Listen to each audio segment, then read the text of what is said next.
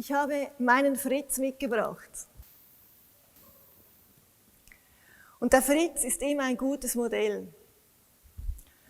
Und es geht mir darum, zu zeigen, wie man richtig sitzt. Ich weiß, wir haben heute neue Leute im Publikum und deshalb möchte ich mit Ihnen kurz anschauen, nochmals, wie man richtig sitzen kann, wie man konzentriert sein kann, wie die Wirbelsäule ausgerichtet sein kann. Ich möchte auch zeigen, weshalb der Unterschied ist oder wie es sein sollte und warum, weil es ist alles miteinander verbunden. Wenn ich den Stuhl nach vorne nehme und ich lasse jetzt den Fritz sitzen, so.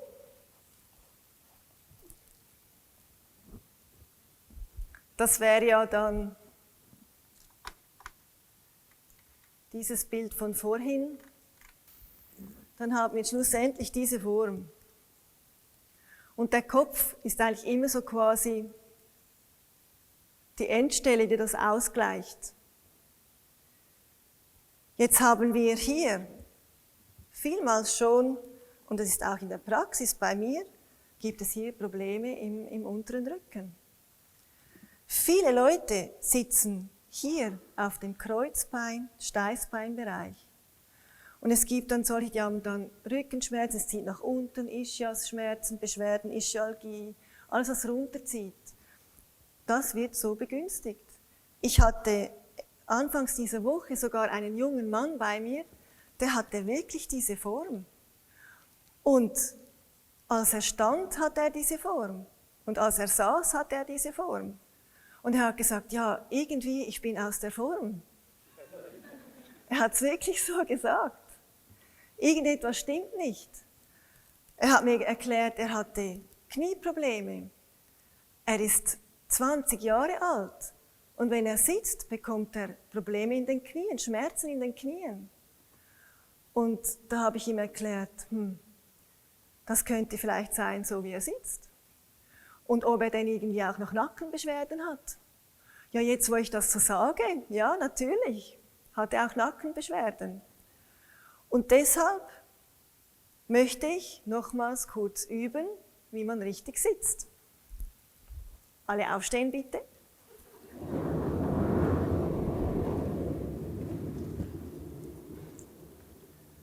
Also, wir setzen uns so hin, dass wir mit dem geraden Rücken das Becken ein bisschen zurückschieben, mit dem geraden Rücken nach unten kommen und das Gesäß richtig in die Ecke reindrücken.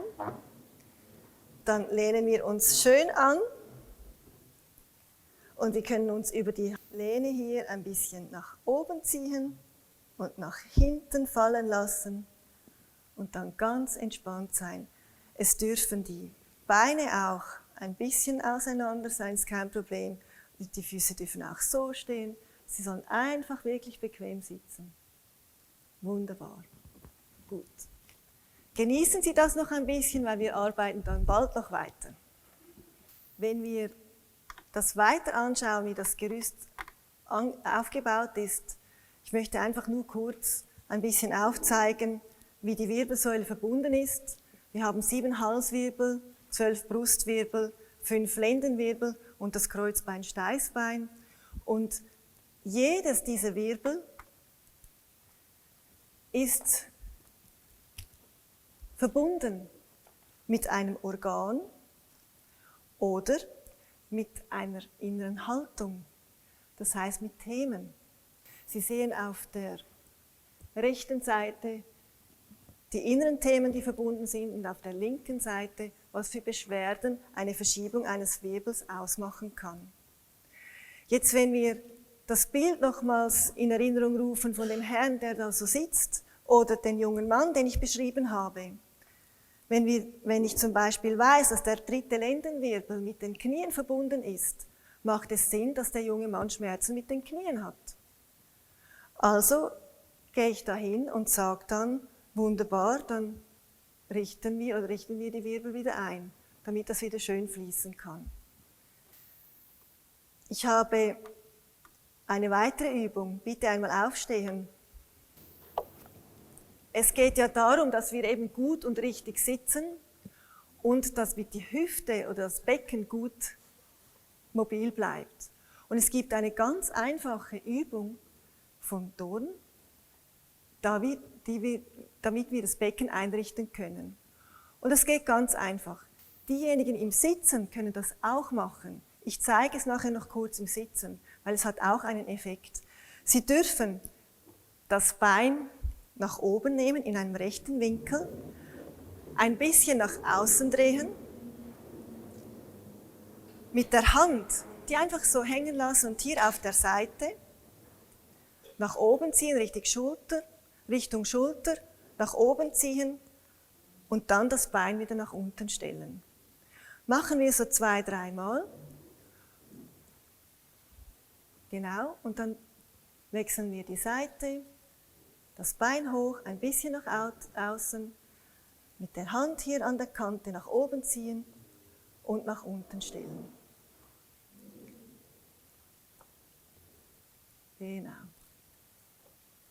Genau, gut.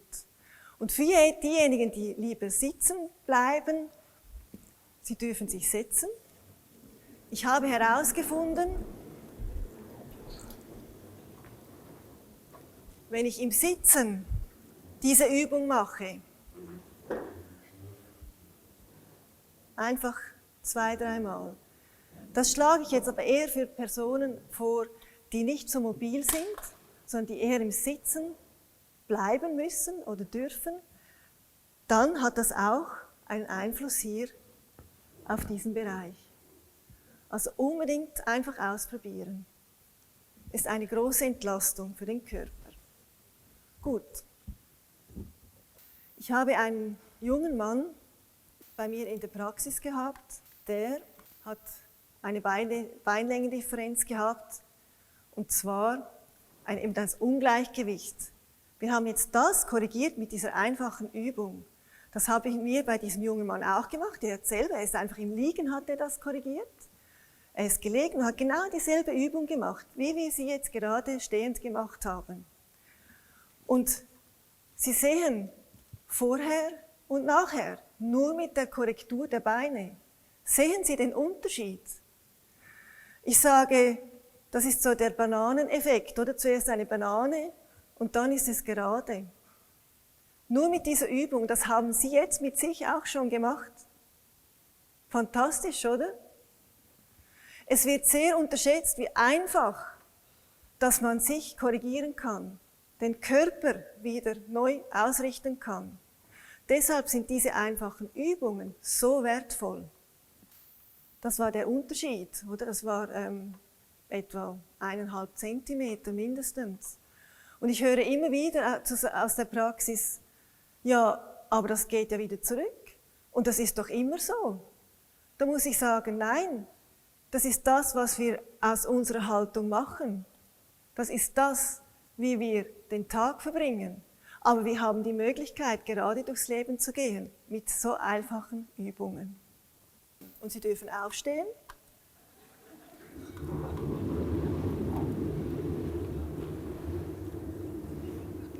Und wieder die Hände hoch machen. Weil ich weiß, es fällt jetzt einigen ein bisschen schwer. Ich sehe ein bisschen müde Augen, weil es arbeitet ganz intensiv. Deshalb müssen wir das immer wieder zwischendurch mal machen. Genau. Da gibt es einige Gähner und das ist jetzt einfach so. Das ist normal. Und dann dürfen Sie die Arme wieder nach unten nehmen, ein bisschen ausschütteln und Sie dürfen sich wieder setzen.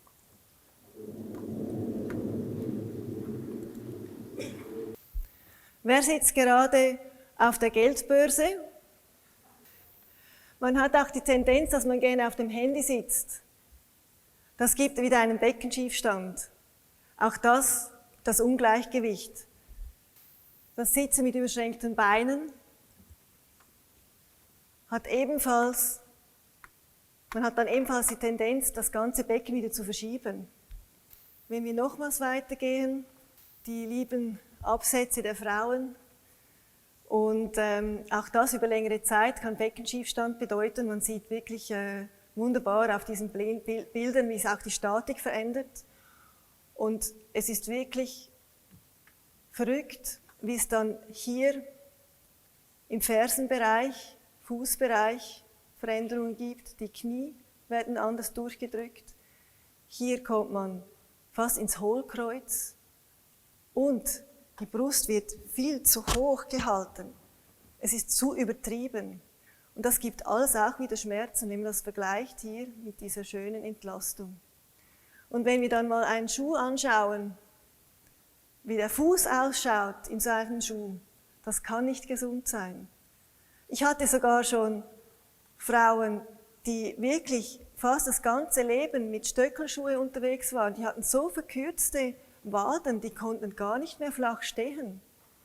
Der Körper hat sich so angepasst und sie hatten extreme Rückenschmerzen. Sie musste sehr fleißig arbeiten, bis sie wieder dorthin kommen, dass sie wieder flach stehen kann. Wir gehen weiter. Die einseitige Belastung. Gerade wenn man unterwegs ist beim Einkaufen, sollte man darauf achten, dass man ausgeglichen ist. Es gibt auch so Trolleys, die sind auch wunderbar, dass man wieder in dieser Balance sein kann. Ich gehe noch weiter, vielleicht kennen Sie das und Sie haben auch schon Kinder gesehen, die die Schulranzen so vollgepackt haben mit dem ganzen Material, das sie mitnehmen müssen.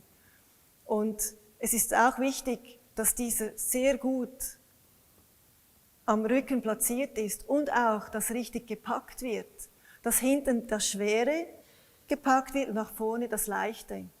Dann geht es auch dem Kind dabei viel, viel besser. Wenn wir schon beim Rucksack sind, ist es dasselbe Thema. Wenn wir hier schauen,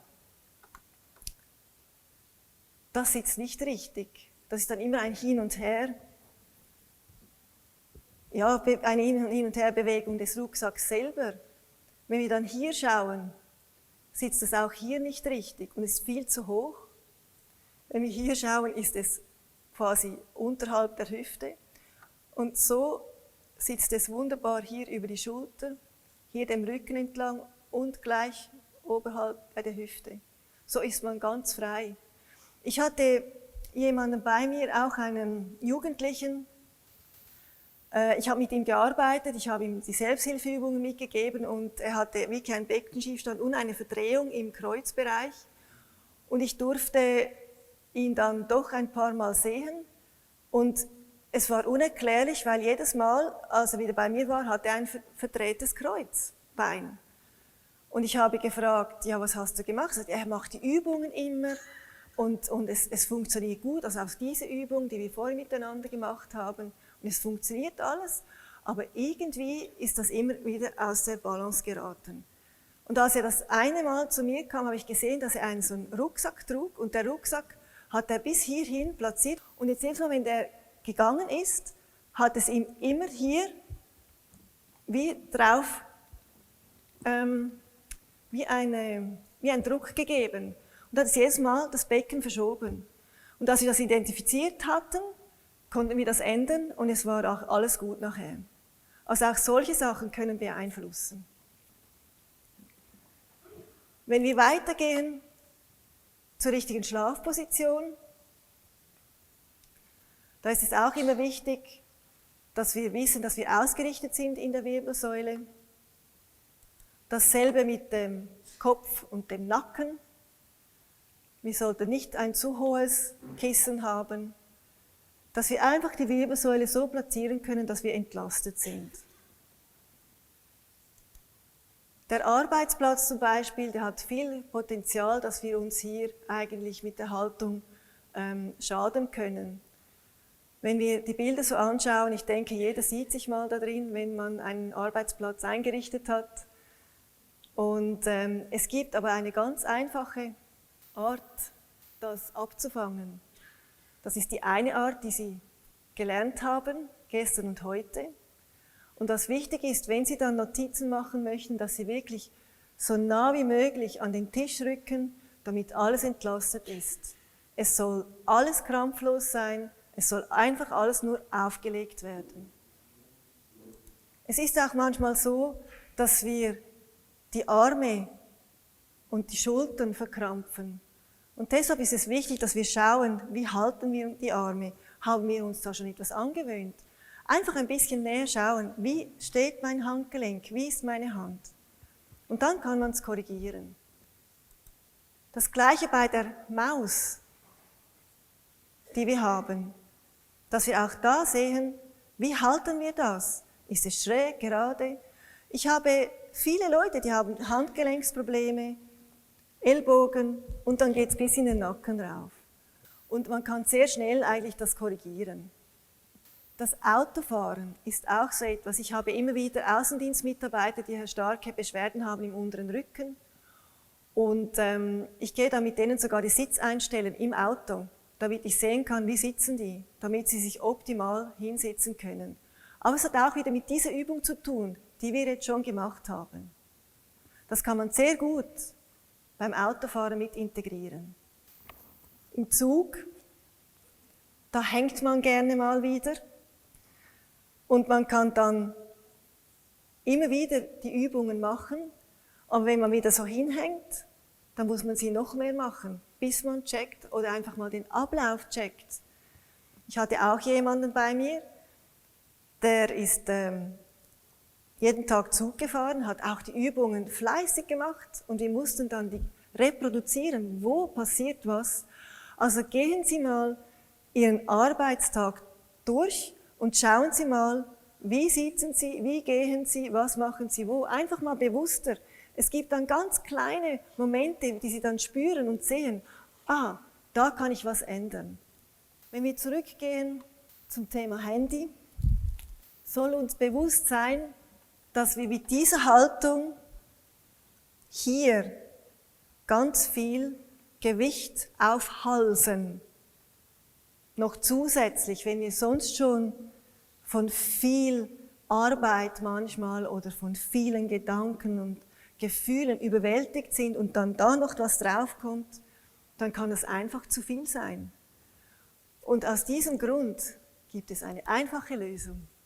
Anstatt dass Sie mit dem Gesicht zum Handy gehen, nehmen Sie doch das Handy einfach rauf.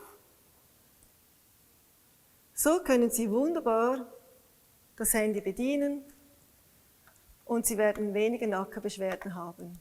Dasselbe gilt auch, wenn man zu Hause auf dem Sofa ist. Nehmen Sie einfach ein Kissen dazu oder etwas, das das Ganze ein bisschen höher nimmt und dann können Sie es wunderbar bedienen. Das sind ganz einfache Ratschläge, die man sofort umsetzen kann und wie man sich selber entlasten kann. Jetzt, ich habe mir noch überlegt, was ist dann sonst auch noch so belastet? Das Handy ist das eine, die Haltung ist das andere, aber wie sieht es dann aus mit unseren Augen? Ich habe mir überlegt, wenn ich zu Hause bin, wenn ich mit jemandem arbeite, wenn ich mit der Wirbelsäule arbeite, dann bin ich eigentlich sehr nah immer. Wenn ich dann Fernsehen schaue, bin ich auch sehr nah. Wenn ich auf den PC gucke, bin ich auch sehr nah. Das heißt, ich bin die ganze Zeit mit den Augen eigentlich nie weit weg, ich bin immer nur in der Nähe. Und es ist wichtig, dass wir quasi unsere Blicke in die Ferne schweifen lassen. Und ich möchte gleich eine Übung mit Ihnen machen. Und zwar ist es wichtig, dass Sie eigentlich die Möglichkeit haben, weiter als 5 Meter zu sehen, weil dann können Sie den Fokus verändern. Sie dürfen jetzt mal den Daumen ausstrecken, einfach vorne ausstrecken und Sie dürfen den Daumen fokussieren. Einfach ein paar Sekunden und dann gehen Sie weiter nach hinten, dass Sie über die 5 Meter hinauskommen, einfach in die Weite sehen. Und dann fokussieren Sie wieder und dann sehen Sie nochmals in die Weite.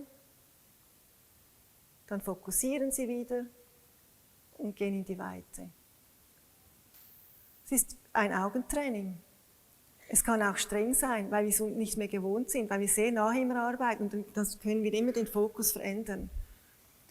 Und deshalb dürfen Sie jetzt sogar die Augen schließen, weil wenn man im Büro sitzt, ist meistens nicht mehr wie 5 Meter, der Raum ist nicht viel größer. Und dann ist man ja schon wieder in diesem Radius drin und es ist wieder alles so eng. Also machen Sie einfach eine Minute Pause und stellen Sie sich vor, Sie stehen an einem See oder an einem Berg und schauen in die Weite. Und jetzt schließen Sie einfach mal die Augen und sehen mit den geschlossenen Augen in die Weite. Ein wunderbares Bild für Sie. Einfach eine Minute lang. Sind Sie mit Ihren Gedanken an diesem schönen Ort und schauen in die Ferne. Immer mit diesem Bild in die Ferne schauen.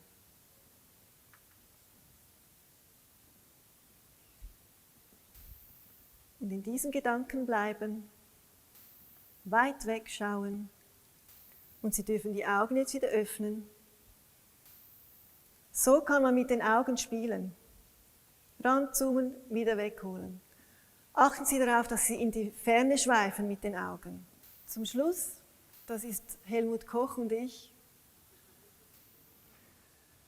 Wir hatten ein Seminar in der Toskana und ich hatte da die Eingebung, weil ich Dorn so liebe, dass ich das einfach auf den Strand schreiben musste. Und wie sagt man so schön, we are going wild. Ich habe gesagt, komm, wir hüpfen da mal einfach mal so rum. Und das war so befreiend und so, wir haben auch laut geschrien. Also Sie dürfen auch mal total ausbrechen aus dem Ganzen, damit Sie wirklich diese Kette durchbrechen, damit Sie alles tun können, um einfach weiterzukommen und einfach einen Schritt weiterzugehen mit all den Gedanken, die Sie haben und einfach noch weiter wachsen können. Und mit diesem Bild möchte ich gerne meinen Beitrag schließen.